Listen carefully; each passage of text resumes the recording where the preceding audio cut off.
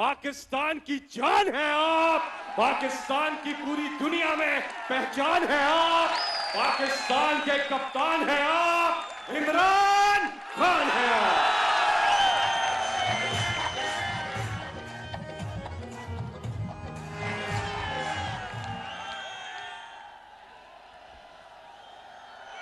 बिस्मिल्लाहिर्रहमानिर्रहीम। अल्लाह अल्लाह तेरी इबादत करते हैं और तेरे से ही कामयाबी और इज्जत मांगते हैं। मेरे मेलसी के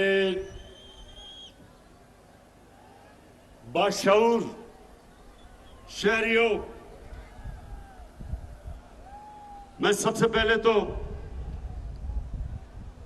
औरंगजेब खान आपको और ताहिर इकबाल आप दोनों को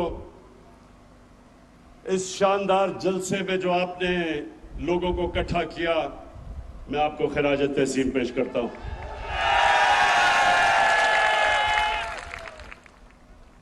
अब औरंगजेब, इतनी ज्यादा चीजें आपने मेरे से मांग ली,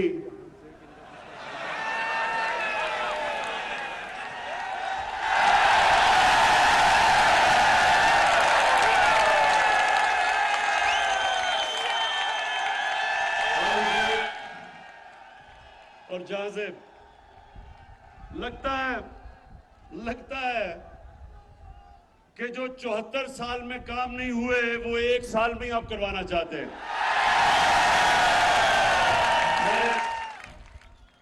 मैं आपको खुशखबरी सुनाता हूं। सबसे पहले तो मेलसी के लोगों,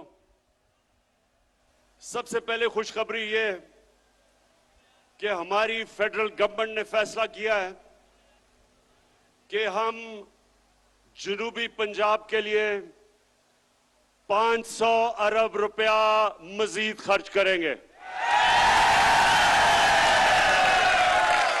और अभी आपको उस्मान बुज़दार ने, आप ही के जनूबी पंजाब के चीफ मिनिस्टर ने इतनी लंबी चीजें बताई हैं कि जो जो आपकी ख्वाहिशें थी तकरीबन सारी उन्होंने कहा या इस बारी पूरी होंगी और या अगले बजट में पूरी होगी। लेकिन मेलसी के लोगों, इससे भी ज्यादा खुशखबरी आपको सुनाने लगा हूं।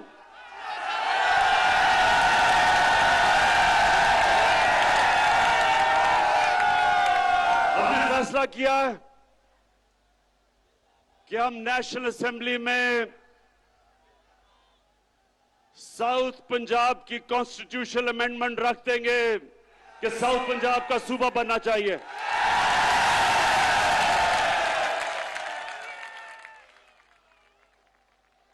अब हम देखेंगे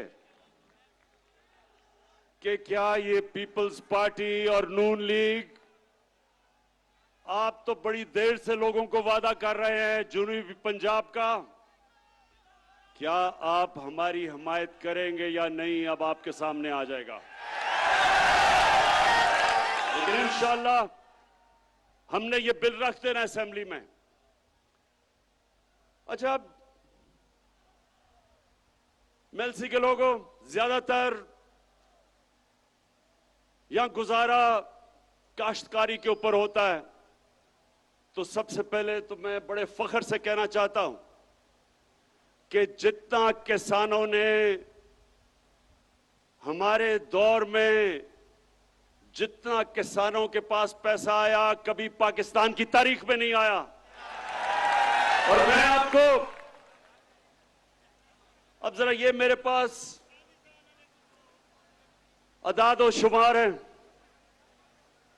मकई में हर एकड़ के ऊपर महंगाई के बावजूद जो मकई की फसल की कीमत बढ़ी है, 40,000 से 50,000 तक मजीद फायदा हुआ है किसान को।